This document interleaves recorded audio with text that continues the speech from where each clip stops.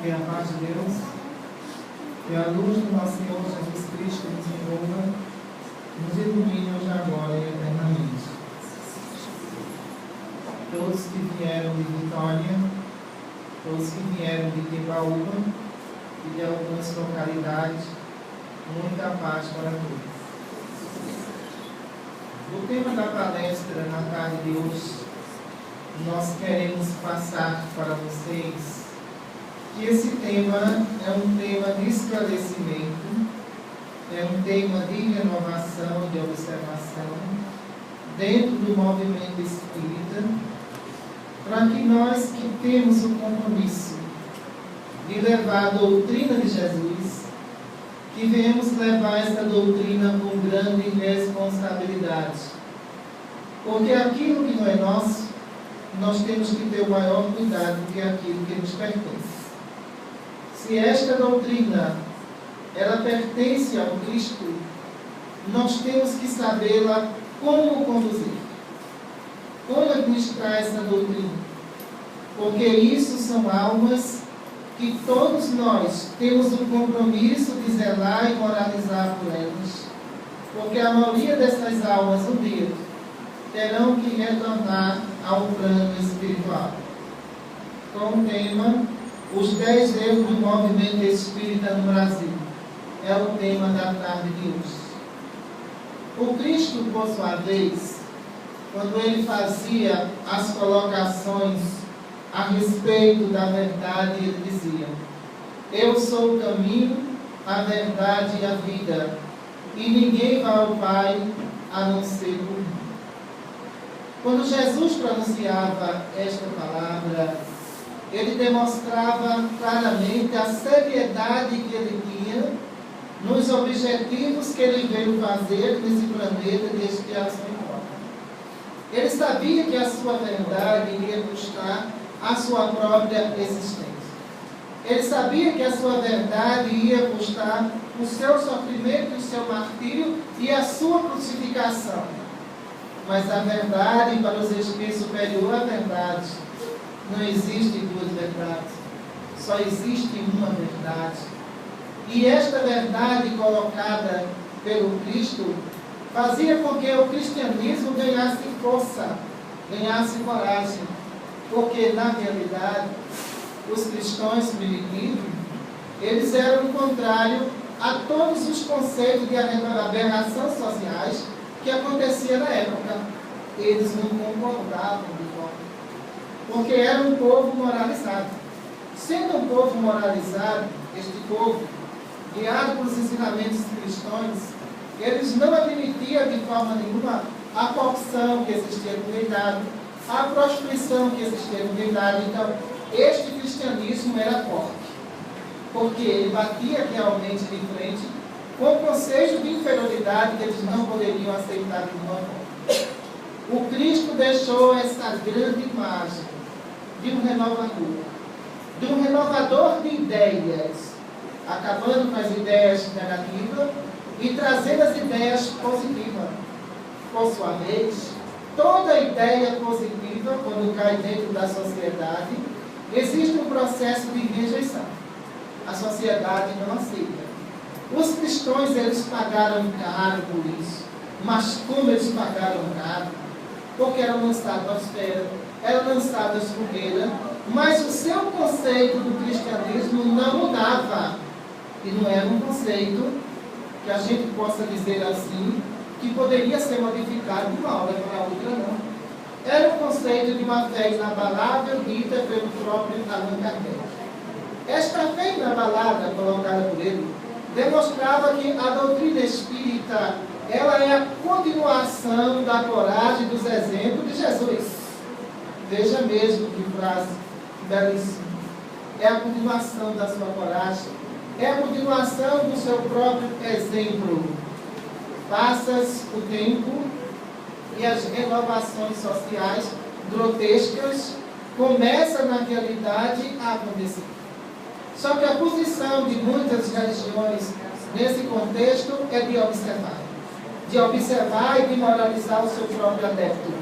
Toda religião tem esse compromisso de moralizar. A partir do momento em que o Estado ele tenta ser religião, é complicado. Estado não pode ser religião. Religião é uma escolha, é uma diversidade. Estado é único. Não pode de uma forma. E o que é que acontece? O Estado começa a assumir o papel da religião. Olha, num país como esse, na pátria do Evangelho, onde a diversidade de religião existe para a opção dos espíritos que aqui estão reencarnados, o Estado já não tem o direito que ele acha que tem.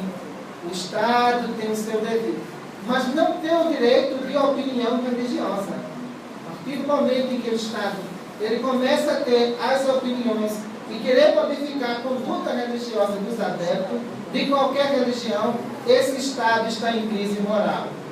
Porque ele não conhece o que é religiosidade, não conhece o que é espiritualidade, mas quer adotar alguns conceitos que as religiões, por sua vez, não aceitam. Ora, se as religiões não aceitam alguns estágios colocados pelo Estado, essas religiões se baseiam num único livro, chamado Bíblia. Se ela se baseia na Bíblia, então ela tem uma condição moral a cumprir. Toda religião que é baseada na Bíblia, ela tem os conceitos morais de Jesus. Já não é seita, é religião.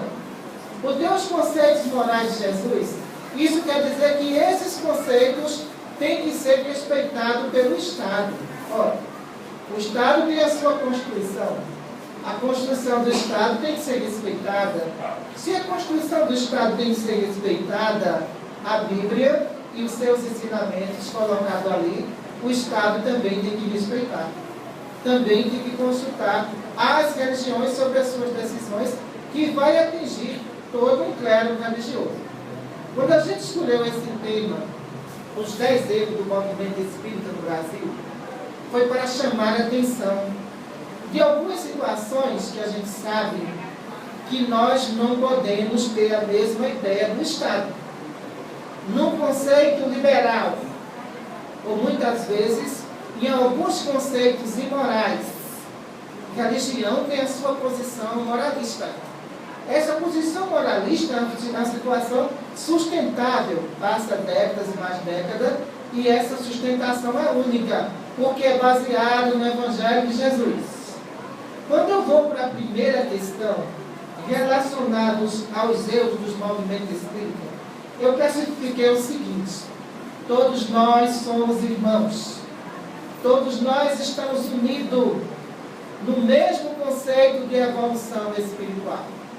De repente, o que é que acontece nesse primeiro item? A fundação excessiva de centros espíritas por pessoas sem ter o conhecimento. Imaginem vocês. Olha, para a gente corrigir, é preciso muitas vezes mostrar o erro. É como educar uma criança. Você vai educar a criança trabalhando os erros da criança e transformando esses erros da criança em acerto. A mesma coisa eu estou diante aqui de um movimento espírita. Estou diante de um movimento espírita que ainda tem comportamento de criança.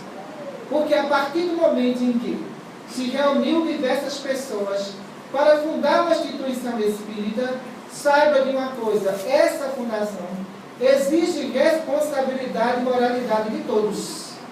Eu não estou introduzindo as minhas ideias de forma nenhuma. Eu não estou introduzindo os meus pensamentos. A doutrina, ela é única em todos os lugares, em todos os tempos, ela será única, porque a sua codificação é única. Não existem duas codificações espirituais. Mas o que acontece? De repente, aquele grupo que se reuniu para fundar uma casa espírita, alguém quer colocar uma ideia diferente, e outro quer colocar uma ideia diferente.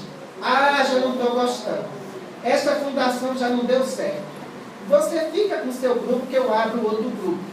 Você imagina que pessoas que tinham 10 ideias diferentes abriram 10 instituições espíritas na mesma localidade. Imagine vocês. Mas como é que uma coisa dessa pode acontecer? Será que Allan Kardec iria fazer 10 codificações para agradar aqueles perturbados que não concordam com seus ensinamentos? De forma nenhuma. Ele fez apenas uma codificação para que as pessoas se baseassem nessa codificação, que é dada pelos próprios espíritos ali. Mas o que acontece? abriu 10 casas espíritas numa localidade. O mais interessante disso tudo, que essas pessoas que se comprometeram na abertura dessas casas espíritas, nenhuma dessas pessoas tinha experiência. Experiência de lidar com mediunidade, experiência com estudos mediúnicos, experiência até no atendimento fraterno com o necessitado, não. Eu vou colocar a minha ideia, mas e a ideia da doutrina, como é que fica? E os ensinamentos da doutrina, como é que fica?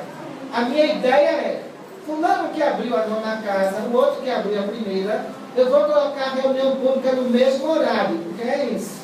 É concorrência doutrinária ainda. Eu já vi concorrência de empresa.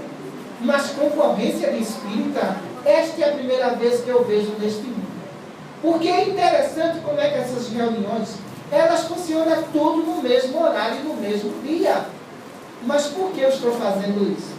Eu estou contribuindo para a doutrina espírita. Eu estou evoluindo a doutrina espírita.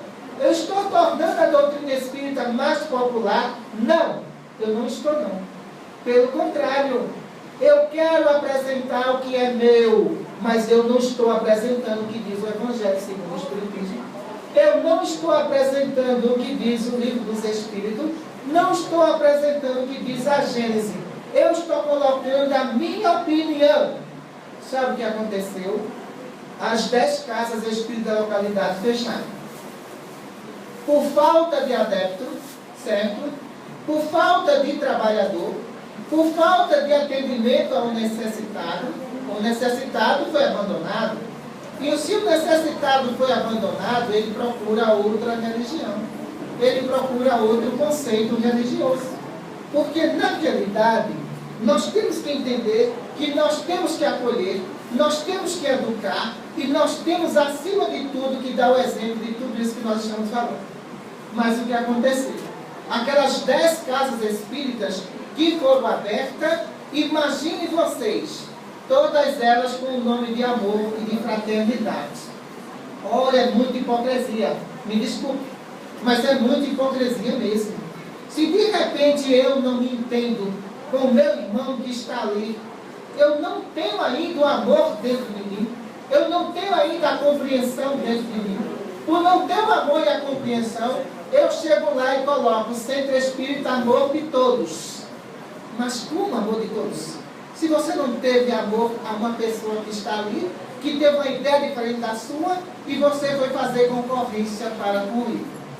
Imagine só as contradições que a gente encontra dentro desse movimento espírita. Imagine quantas e quantas contradições nós temos que nos melhorar a cada momento. Aí, sem contar ainda no item 2, dirigentes despreparados para as funções. Imagine vocês, administrar um hospital espiritual não é administrar um hospital espiritual só. Esse hospital tem uma diretoria, esse hospital ele tem uma administração econômica, esse hospital tem que saber o quanto ele vai gastar e o quanto a sociedade está pagando para que haja um controle econômico dentro daquele local. Então, o que acontece? Muitos dirigentes espíritas colocaram na cabeça: eu vou ter que dar tudo aos pobres. Muitas instituições deram até as cadeiras. Imaginem vocês. Mas deram até as cadeiras. Chegava o momento de pessoas sentarem no chão porque chegou fulano dizendo que era necessitado, sem haver nenhuma avaliação da sua necessidade, pedindo: não tenho o que levar, a senhora pode me dar 5 cadeiras dessa, eu vendo e compro alimentos. Falta de administração. Falta de visão futura com relação à parte administrativa da sua casa. Porque se você soubesse administrar sua casa, você iria observar o seguinte: tudo que está dentro de uma casa é patrimônio do futuro. Entra direção e sai direção.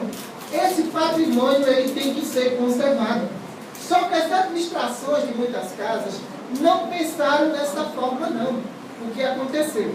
Os gastos excessivos de muitas administrações, o que ocasionou desse ponto de vista é: as casas espíritas ficaram sem recurso econômico para se trabalhar. E agora? É a área econômica, administrativa. Como é que se vai pagar a conta de luz? Como é que vai se pagar a conta da água? Muitas casas espíritas estão fechando por esse motivo. Se a gente for avaliar essa questão, a gente vai observar que as direções das casas que passaram, nenhuma delas pensou na próxima administração. Pensaram? Não pensaram, não. De forma nenhuma. Pensaram da seguinte forma: na minha administração, o gasto não tem controle. Mas como é que pode uma coisa dessa? Do outro lado, até bônus horas tem controle? Como é que aqui não tem? Ora, se a gente trabalha uma quantidade X de ano no plano espiritual, aqueles bônus horas, a gente aprende a como administrar esse bônus horas?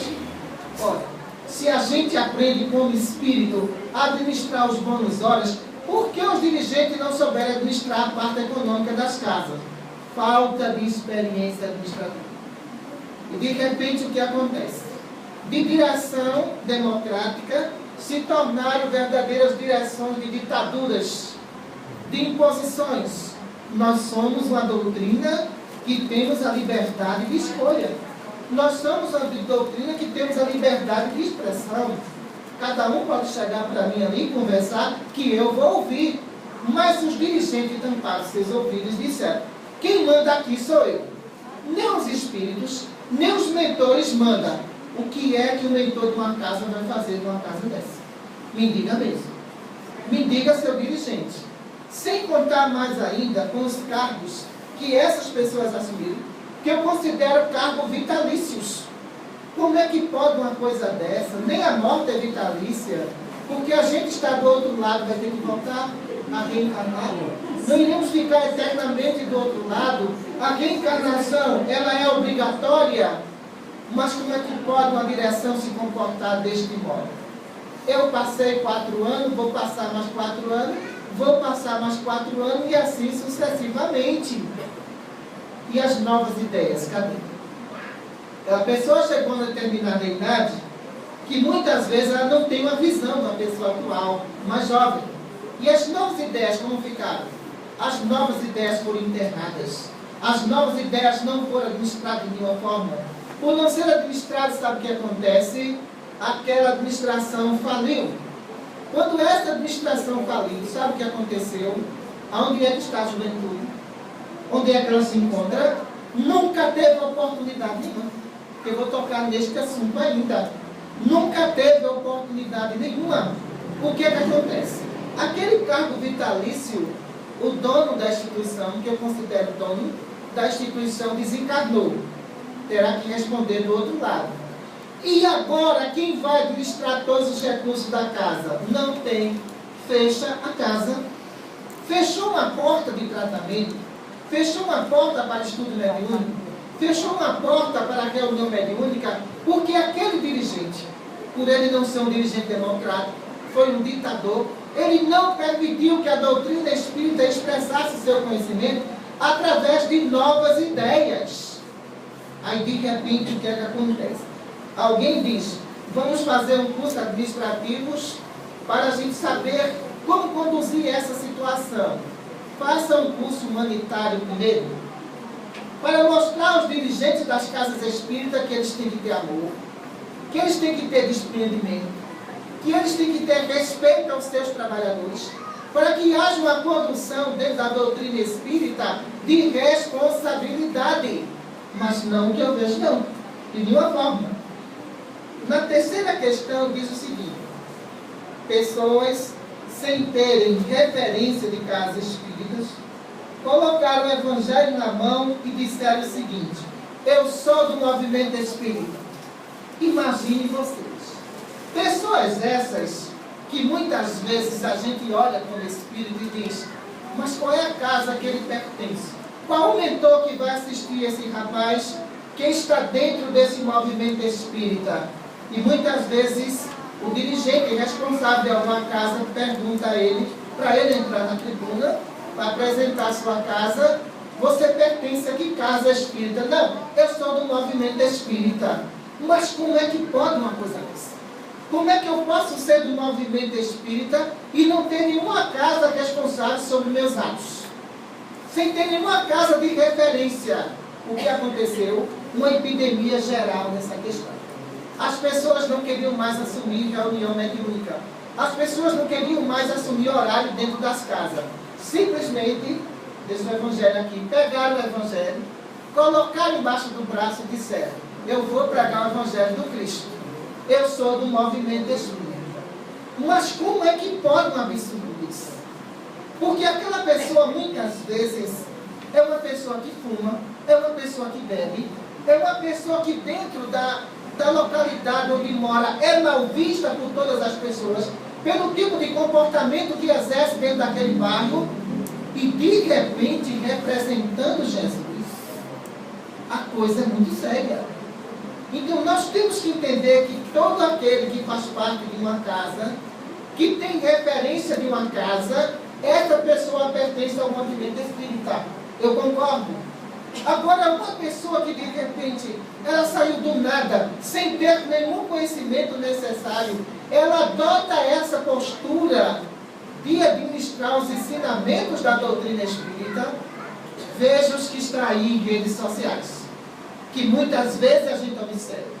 Veja as opiniões que estão aí em redes sociais. A maioria deles se dizendo ser do movimento espírita, concordando com o médico que bebe, concordando com o médico que fuma. Claro, ele nunca teve uma base. Ele simplesmente pegou o Evangelho e disse: eu vou pregar. Entendeu? Nós sabemos que nas outras religiões existe organização, pessoal. E a gente temos que ter a mesma organização. Para determinado pastor representar determinada igreja, é preciso que ele tenha uma filiação. Senão ele não representa. A gente estuda isso. Ele não representa. Então não é simplesmente alguém chegar, colocar a Bíblia debaixo do braço e dizer: olha, eu sou um pastor e eu vou pregar, eu vou abrir uma igreja. Não. Não é assim não, pessoal. Existe administração para isso.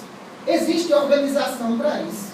Se os nossos irmãos são organizados, por que tanta desorganização nesse movimento? Me diga mesmo. Mas é muita desorganização mesmo. Porque de repente colocaram a seguinte questão: ora, nós temos no Brasil um número enorme de simpatizantes da doutrina espírita. Mas o que é o simpatizante da doutrina espírita? É aquele que não tem compromisso doutrinário. Ele não pode ser enquadrado como espírita. Ele não pode ser classificado como espírita. Por não poder ser classificado como espírita, então o que acontece? Os simpatizantes compraram o Evangelho segundo o Espiritismo e colocaram as suas ideias. Não foram as ideias dos Espíritos. Compraram o livro dos Espíritos e começaram a fazer estudos lá fora, sem ter nenhum tipo de qualificação doutrinária. O que é que acontece?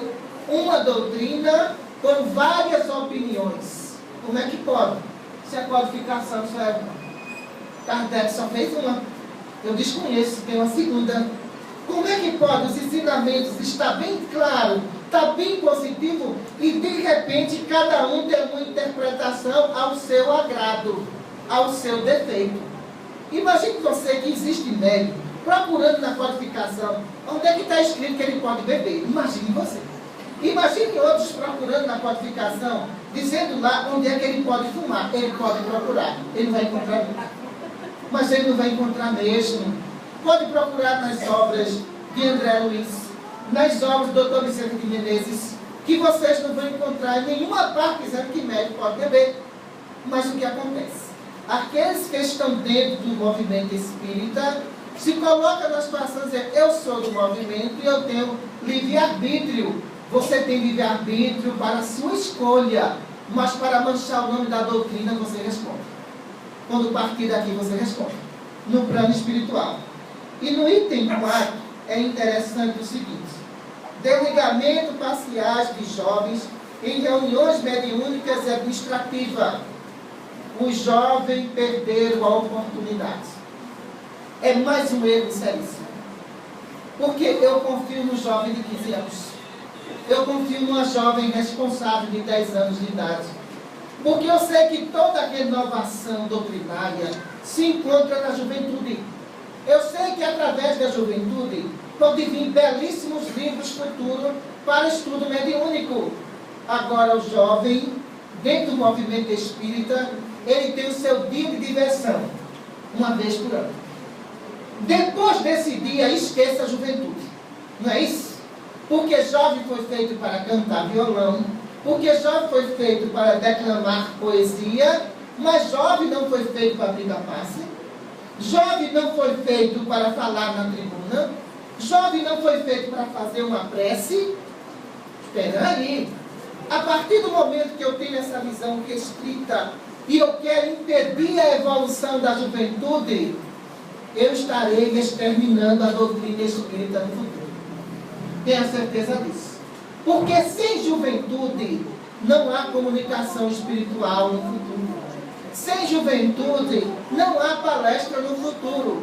Mas o consolo de muito jovem, quando tem uma festividade na casa espírita, sabe qual é? Carregar peso. Não é isso? Para que é isso para que o jovem serve? Carregar peso. Olha, tem um birô bem pesado ali. Chama o jovem fulano de tal que ele faz academia. Bota ele para carregar. Olha, vamos fazer uma faxina na casa. Vamos chamar todos os jovens para fazer essa faxina. Espere aí. Esses espíritos irão ficar com 50 anos de idade fazendo faxina? Como é que pode uma coisa dessa? Eu tenho que pegar o vigor da juventude.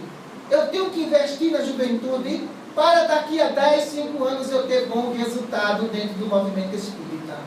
Agora não é possível que uma coisa dessa aconteça. Como é que durante 80 anos de movimento espírita, um jovem não se destacou ainda nesse movimento? Como é que pode uma coisa dessa? Sabe por quê? Jovem, quando tem mediunidade demais, está obsediado. Não é verdade? Quando ele tem mediunidade demais, ele está obsediado. Quando ele vê alguma coisa de errado, ele está obsediado.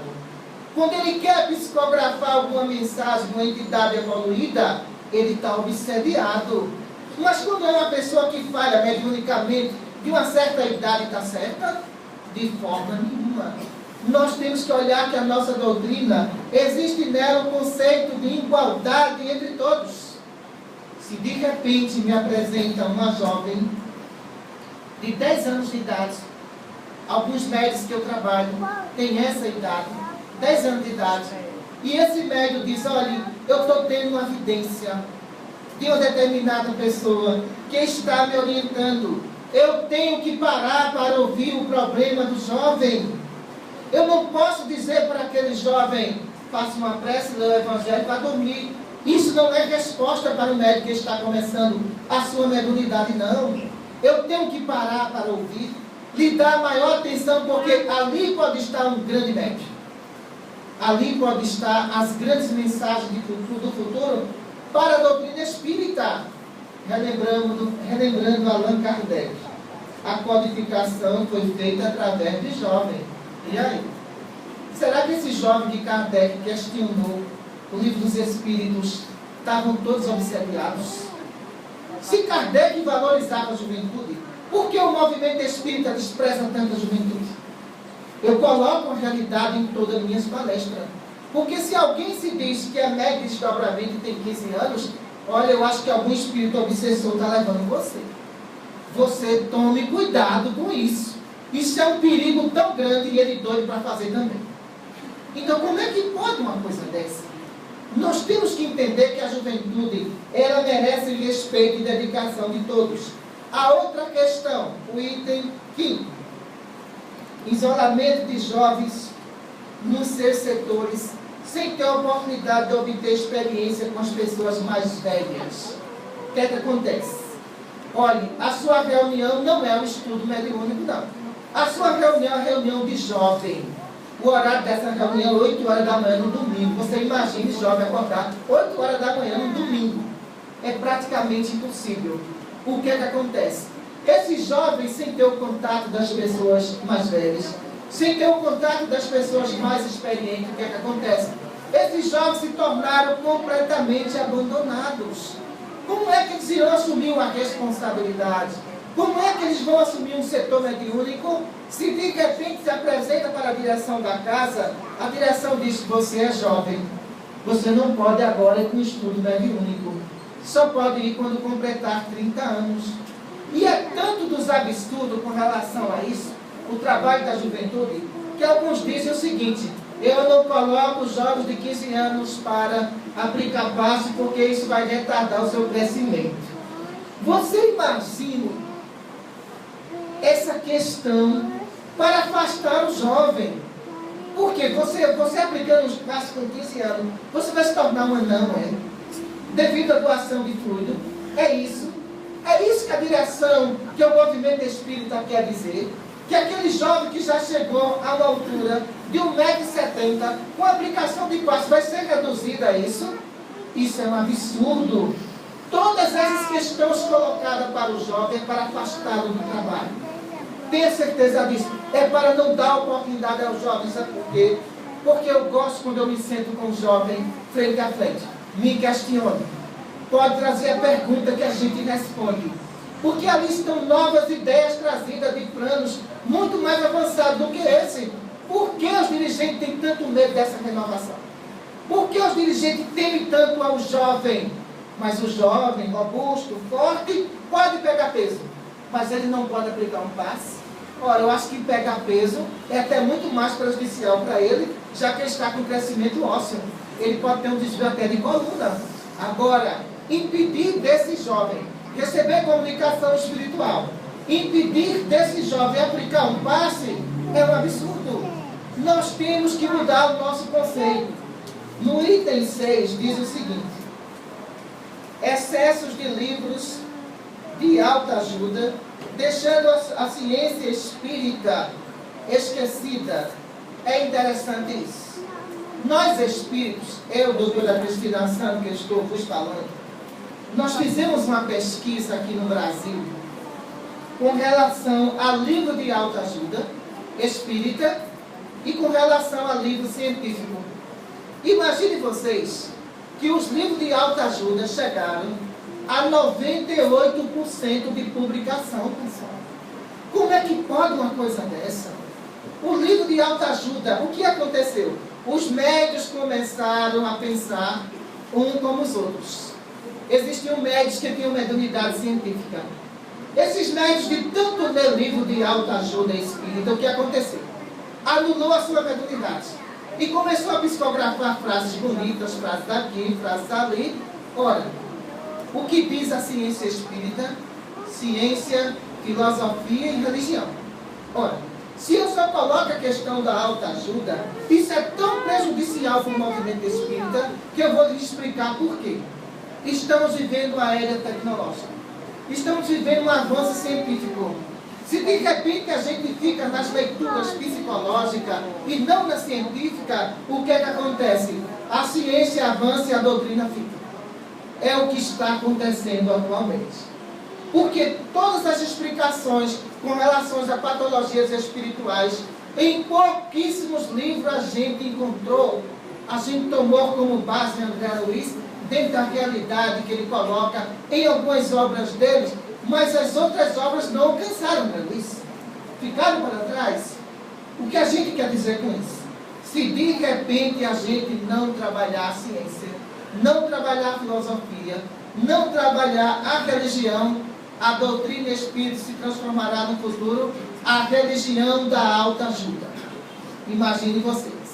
Será que os jovens que estão fazendo faculdade, os jovens que estão na área tecnológica, fazendo seus cursos, eles vão se apegar à alta ajuda ou pensamento científico? Veja mesmo, eu estou vivendo uma nova era.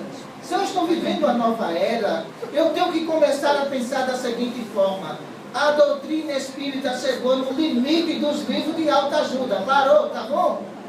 98%? Já tá bom. Vamos procurar agora fazer pesquisa na área fluídica. Vamos procurar fazer pesquisa agora com os novos médicos que estão aí para trazer novos ensinamentos. Ah, mas ninguém quer. É muito fácil psicografar a mensagem de amor, pessoal. Só é ler uma mensagem e fazer a outra. Dá no mesmo. Lendo mensagem fazendo outra, dá no mesmo. Agora, pegar um pensamento científico, filosófico, de espíritos que estão do outro lado, prontos para exercer os seus conhecimentos, mas que não têm médios para isso. A verdade é essa. Todas as vezes, médicos espirituais que conversam conosco, dizem o seguinte: todas as vezes quando eu me dirijo para o meu médico, para psicografar sobre medicina espiritual, ele só fala em amor. Veja a contaminação do psiquismo desse médico. Ele não consegue sair daquela mensagem, daquele conteúdo. Aí as pessoas podem dizer, mas a humanidade precisa de amor, precisa. O catolicismo também dá amor, a religião protestante também dá amor, mas a religião espírita, ela tem 3 aspectos. Ela não pode só ter um conteúdo básico, não. Nós não podemos, de repente, observar as mensagens existentes de grandes santos na Igreja Católica e trazer essas mensagens para a literatura espírita sem dar a base científica. Como é que vai ficar? De repente, o que é que acontece? As pessoas estão perdendo o gosto pela leitura. Sabe por quê? Em todo canto é a mesma história. Em todo canto é a mesma frase. Por ter a mesma história e a mesma frase, as pessoas começam a se afastar da literatura. Começam a observar que toda literatura espírita tem um único fundamento: o início, amor, o meio, amor e o fim, amor. Não acrescenta nada de novidade durante esses 70, 80 anos, pessoal. Nós temos que mudar. Faço referência como médico espiritual a um grande médico chamado Francisco Cândido Xavier, que está na nossa pátria. A qualificação doutrinária que esse médico teve, a diversidade de comunicação que esse médico teve, psicografou o amor, psicografou a moralidade e psicografou a ciência. Imagine, esse sim foi um médico completo. A outra questão relacionada no item 7 diz o seguinte: endeusamento de médios e palestrantes, sem confrontar suas mensagens com outros médios mais atualizados. Ninguém é dono da verdade no mundo espiritual. Nós temos que entender sobre isso. Nenhum médio deve ser endeusado pelo seguinte: todo médio tem sérios compromissos de erros com a justiça divina, que agora vem na missão de ser médio, com todos os sacrifícios morais que cometeu em vidas passadas. A partir do momento que alguém se declara ser médio, lembramos sempre que você tem uma carga tributária altíssima com Deus, e que você vai ter que se trabalhar moralmente, e que você vai ter que se trabalhar cada dia para diminuir essa carga que você trouxe. Mas de repente a gente achar que médio espírita é santo. Como é que pode uma coisa dessa? De repente nós achamos que médio espírita, ele não erra, ele não vai cometer um equívoco nas suas mensagens espirituais. Foi o que aconteceu dentro do movimento espírita. O que é que acontece? Começa a surgir mensagens por todas as partes. Essas mensagens, por sua vez, o que é que acontece? Elas não recebem uma análise, nem um critério. Elas são lançadas. Na medida que essas mensagens são lançadas, o que é que acontece? A ciência material avança. Quando a ciência material avança, é constatado que aquela mensagem está ultrapassada. Estando essa mensagem ultrapassada, o cunho de comunicação que existia ali não bate com a ciência atual. E agora? Foram os espíritos que psicografaram. A obra mais atualizada que vocês têm em mãos é a codificação. Para vocês terem uma ideia. Porque ela foi elaborada por espíritos superiores, espíritos seríssimos. Tudo que vocês encontram hoje, em termos de evolução tecnológica, medicina, ciência, a codificação está atualizada em tudo. E por que os médios atuais não se atualizaram? E por que os médios atuais ficaram para trás? Imagine vocês que médios espíritas, me desculpem ele, atualmente, dentro de casas espíritas, em vez de estar recebendo médicos espirituais para ler ali exames médicos, traz um preto velho, de uma época da escravidão que já passou, para consultar exames atuais, que ele não tem entendimento nenhum. Quem está ultrapassado é o médico, não é o espírito, não. De forma nenhuma.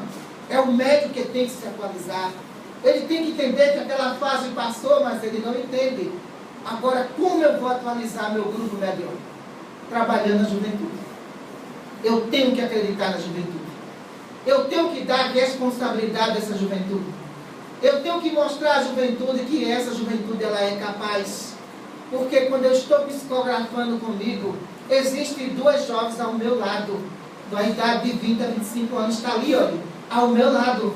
Essas jovens que estão ali ao meu lado, eu já estou pensando no futuro quando o meu médico desencarnar. Quando ele desencarnar, eu tenho duas jovens que posso substituir. Eu tenho umas 3 ou 4 jovens que podem fazer a mesma coisa.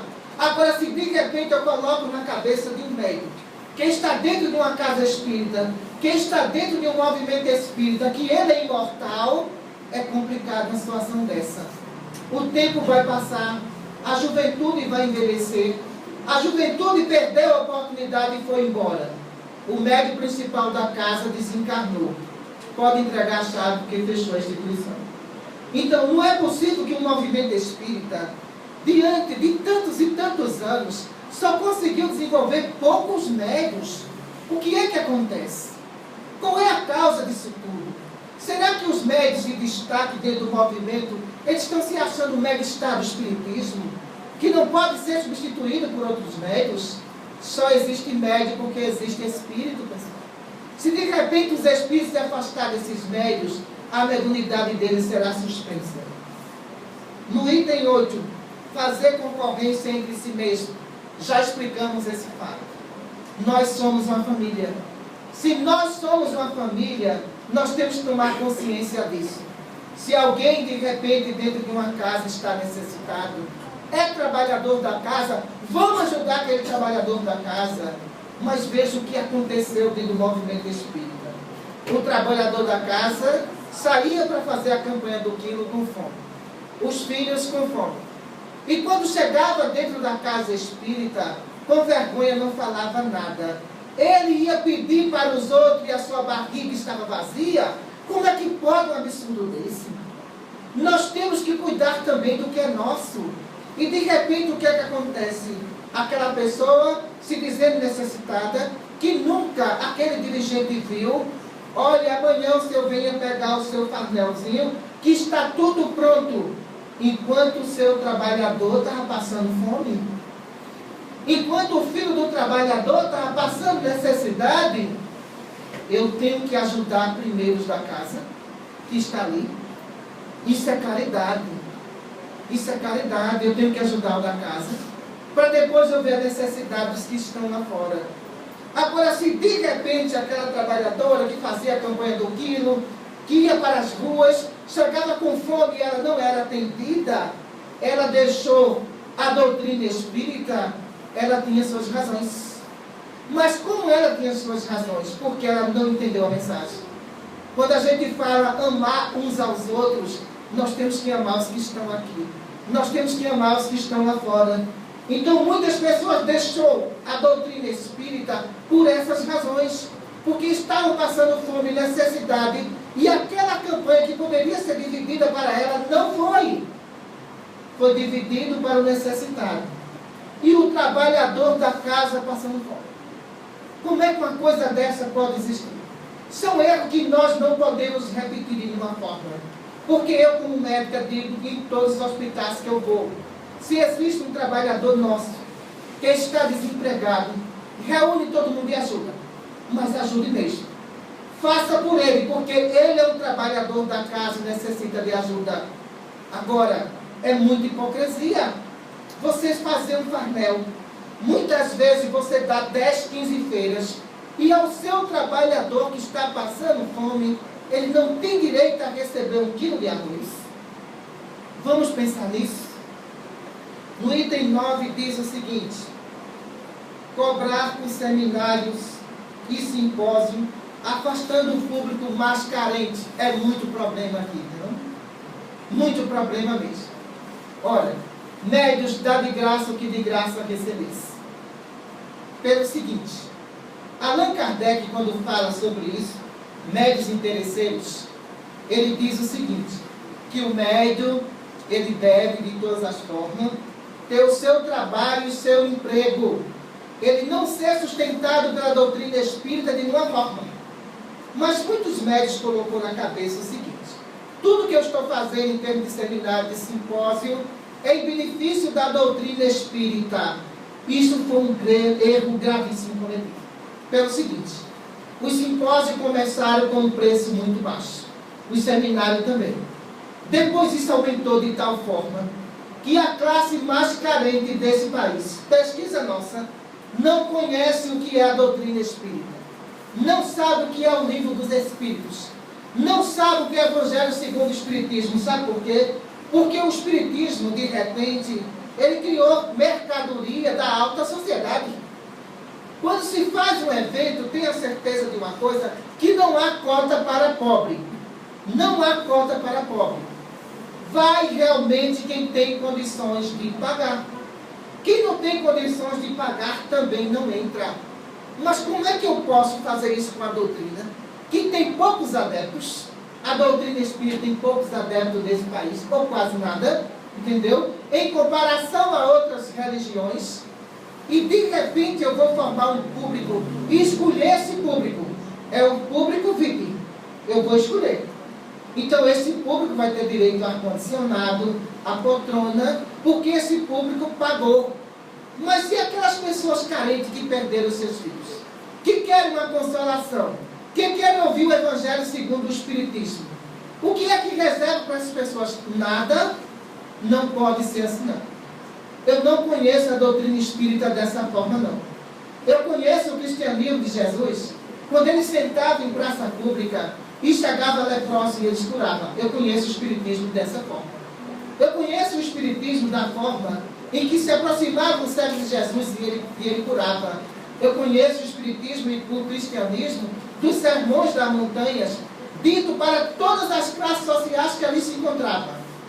Mas o cristianismo pago eu não conheço. Eu desconheço por completo. Aí de repente começam a colocar, mas existe um médio ilustre que vai atrair o público. Atrair que público? O público da alta sociedade. O público que pagou não tem o compromisso de se moralizar, não, pessoal.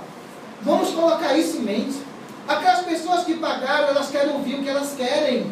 Se de repente o palestrante que está ali falar alguma coisa desagradável aos seus costumes e aos seus vícios, ele se levanta e vai embora.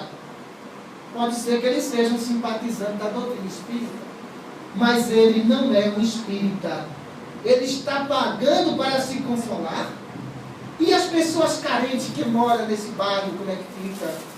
E as pessoas carentes que não podem pegar uma produção, como é que fica essas pessoas? Elas serão excluídas? Essa doutrina eu não conheço, não. Eu conheço a doutrina do Cristo, que é a doutrina de todos. Mas essa doutrina de exclusividade humana, não conheço de nenhuma forma. Último item. Divulgar outras doutrinas e seitas religiosas, esquecendo o preceito do Cristo que diz: toda árvore que meu Pai não plantou será cortada e lançada ao fogo. Imagine que nós espíritas somos os religiosos que mais divulgam a religião dos outros. Alguns questionamentos feitos por algumas pessoas que estavam ali, que pagaram, e indagaram o palestrante da seguinte forma: o que é que o senhor acha de tal religião? Olha, essa religião é muito boa. Olha, fique lá mesmo. Mas como é que pode um negócio desse? Se eu sou espírita, eu tenho que defender a doutrina espírita. Eu não posso condenar a religião que ele está de forma nenhuma. Isso é um conceito dele. Isso é um estado de evolução dele. Agora, de repente, num público de 2.000 pessoas, eu falar: olha, fique lá mesmo que a sua religião é ótima. Olha, o indeciso nessa hora, ele parou e disse, ele está vestindo uma camisa branca. Quando terminar o seminário, eu vou perguntar que religião ótima é essa. Porque a dele ele não disse não. Veja a interpretação de quem estava ali. E quando terminou o seminário do palestrante, as pessoas começaram a ficar em volta daquele homem que estava na religião. E disse: qual é a sua religião? Eu disse: a religião X. Olha, qual dia de reunião lá? Eu vou para lá. Porque o palestrante que estava dando o seminário, ele disse que a sua religião é melhor do que a dele. Veja a interpretação. E passamos a fazer isso com seitas religiosas. Passamos a dizer que as seitas religiosas conduziam a Deus. Entendeu? Passamos a dizer que outras religiões conduziam a Deus. Claro que sim, mas isso a gente vai explicar agora. Toda condução que eleva o homem a Deus, está dentro do seu coração e dentro dos ensinamentos que aquela religião passa. Se aquela religião se utiliza de rituais materialistas ou de sacrifício, está muito longe da divindade, esse estado de evolução. Agora, como é que pode, de repente, aquilo que eu tenho maior valor, o maior conceito doutrinário, de repente eu falar o seguinte: olha, a doutrina espírita, ela dá o livre-arbítrio. O senhor não é feliz lá, fique lá. Será que os outros religiosos fariam a mesma coisa com a doutrina espírita? Será que eles teriam a mesma indulgência com a doutrina espírita? Teria não, pessoal. Porque quando você se declara espírita lá fora, para qualquer religioso, vocês estão na religião errada. Não é isso? E se de repente eu faço um seminário e alguém me pergunta por tal religião, eu tenho que dar uma explicação sobre a religião dele. Eu tenho que dar o conceito religioso dele, mas a doutrina espírita é a minha base. Sendo a minha base, é a base da evolução de todos. Muita paz para todos. Doutora Cristina Santos. Obrigado.